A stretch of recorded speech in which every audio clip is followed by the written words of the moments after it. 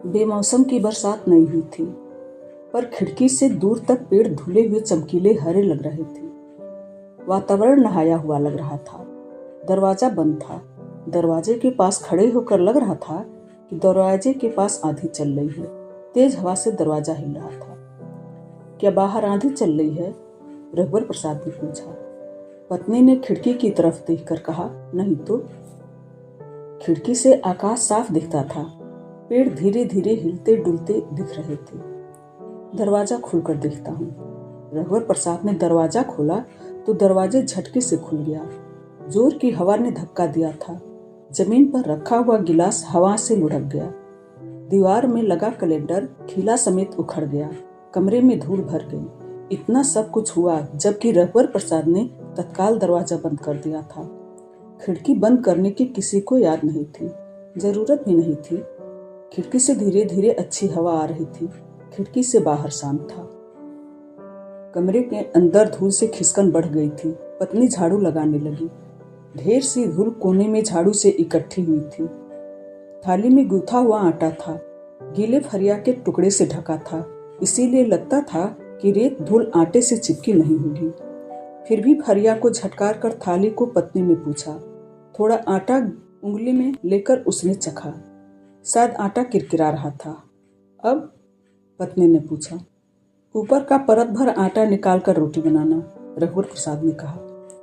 जब लगा कि आंधी थम गई तब कमरे की धूल को बाहर झाड़ा गया। 3 दिन तक झटकारना पोंछना चला, तब कमरे की हालत ठीक हुई। पत्नी कंघा करते करते थक गई थी। उसके बाल लंबे और घने थे। बाल सुलझ नहीं रहे थे। शादी के पहले उसकी माँ कंघी करती थी, अब उसे खुद करना पड़ रहा था। आधे घंटे से ज्यादा हो गए। लकड़ी का चौड़ा कंघा था। इतना बड़ा कंघा? पत्नी ने कहा। लाओ मैं कंघा कर दूं, रघुवर प्रसाद ने कहा। तुमसे नहीं बनेगा, बन जाएगा। रघुवर प्रसाद पत्नी के पीछे बैठ गए। उन्होंने पत्नी के बालों को अपनी गोद में रख लिया। वे ऊपर से बालों को सुलझा रहे थे, धीरे धीरे कंघी कर रहे थे, तब भी बाल खींच जाते थे। सौंसी बालों को सिर के पास हाथ से दबाए हुए थी। उसकी आंख में आंसू आ गए। लगता है, पत्नी ने कहा। रहने दो, तुम ही कंघी करो, रघुवर प्रसाद ने कहा। तुम तालाब में डुबकी लगाकर जैसे ही सिर ऊपर निकाला करो तो बालों को पीछे झटकार लिया करो, फिर समेट कर जूड़ा बना लिया करो। इससे बाल अरझेंगे नहीं, रघुवर प्रसाद ने फिर कहा। कौन बताया? किसी ने नहीं। पानी के अंदर बाल सुलझ कर तिरा जाते हैं। बहुत बाल टूट गए, कंघी से बाल निकालते हुए पत्नी ने कहा। बड़े फज्जर नहाने के लिए तालाब जाते समय पत्नी ने कहा, मैं 2-3 दिन बाल गीले नहीं करूंगी, चोटी नहीं खोलूंगी। वह कंघी करने से बचना चाहती थी। नहीं, तुम डुबकी लगा कर नहाना, बूढ़ी अम्मा कंघी कर देंगी। उसके बंदर लीक जुआ भी देख लेंगे, हंसते हुए रघुवर प्रसाद ने कहा। मेरी जुआ नहीं है, बंदर से मैं जुआ नहीं दिखवाऊंगी, बाल गीले नहीं करूंगी। जुआ बंदरिया से दिखवा लेना, रघुवर प्रसाद ने कहा। नहाने जाने के लिए रघुवर प्रसाद अंगोछा, चड्ढी और साबुन की बट्टी लेकर खिड़की से कूदे। पत्नी रघुवर प्रसाद की धुली कमीज, अपनी धुली साड़ी और पुलका लेकर खिड़की से कूदी। अच्छी हवा चल रही थी।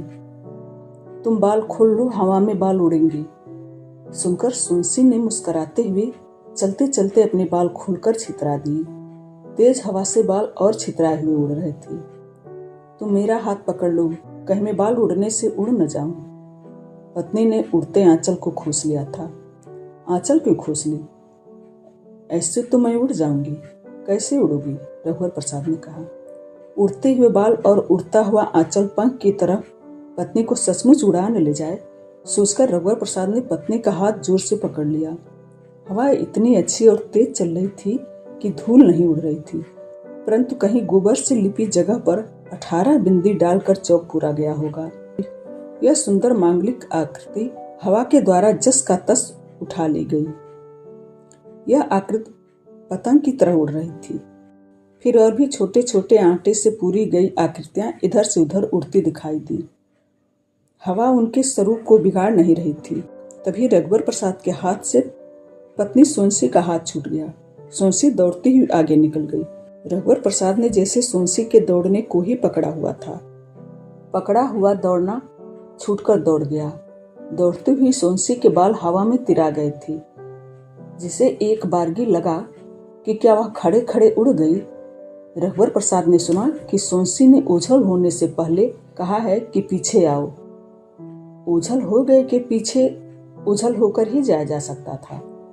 दूसरे का ओझल होना पता चल जाता था, खुद का ओझल होना खुद को पता नहीं चलता हो, दूसरे को पता चल जाता हो सकता है रघुवर प्रसाद भी ओझल हो गए हों। जिस दिशा में सोनसी गई थी उसी दिशा में रघुवर प्रसाद गए। हवा भी उसी दिशा में जा रही थी। इस समय सारी स्थापना उसी दिशा की थी और दोनों के इर्द गिर्द थी। रघुवर प्रसाद पेड़ों के बीच से जा रहे थे। वे सोनसी सोनसी की आवाज लगा रहे थे।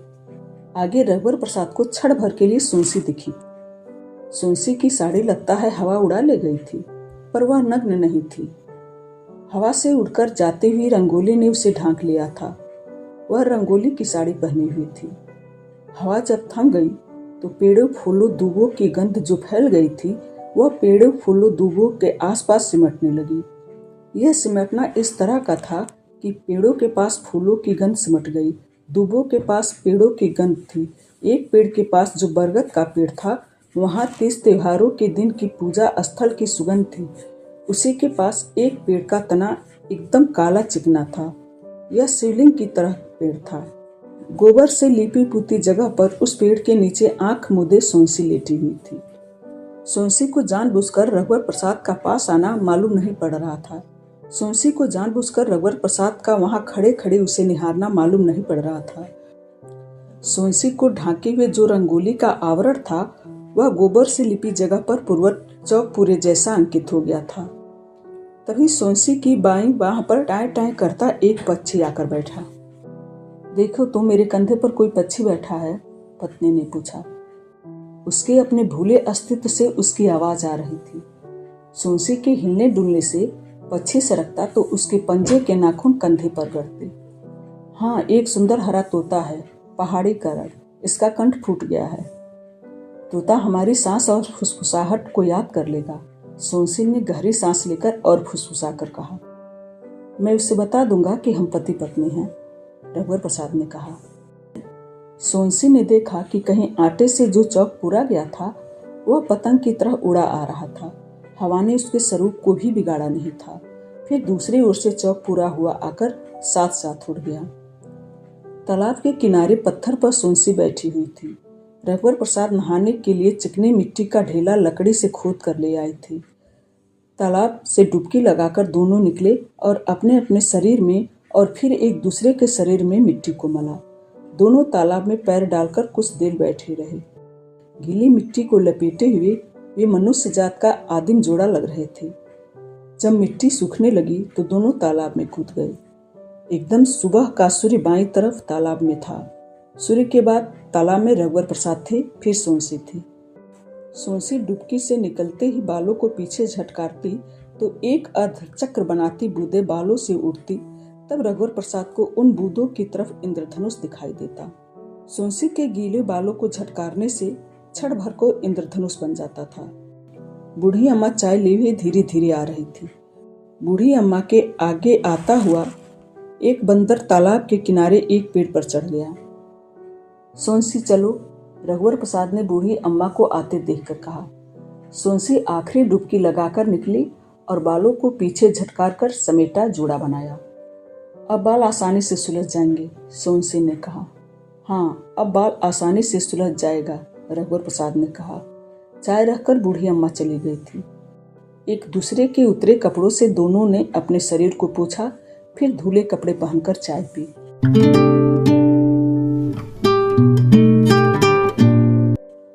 इस कहानी का शेष हिस्सा अगले वीडियो में। धन्यवाद।